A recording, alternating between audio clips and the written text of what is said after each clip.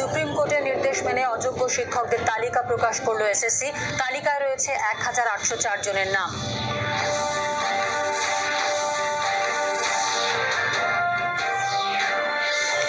জলাভূমি ভরাট রুখে জমি মাফিয়াদের গুলির হুমকির মুখে রাজপুর সোনারপুরের 6 নম্বর ওয়ার্ডের বাসিন্দারা।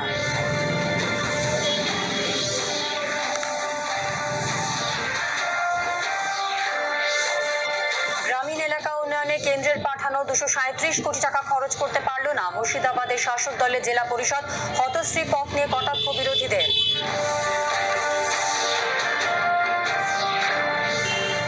মালদার রতুয়ার রুকুনদীপুর স্বাস্থ্যকেন্দ্রে জায়গার অভাব, ছোট্ট পরিসরে টিকা নিতে এসে চরম সমস্যায় শিশু ও গর্ভবতী মায়েরা।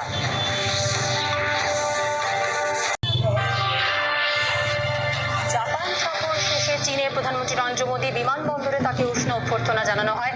আগামীকাল এসিওর বৈঠকে যোগ দেবেন তিনি।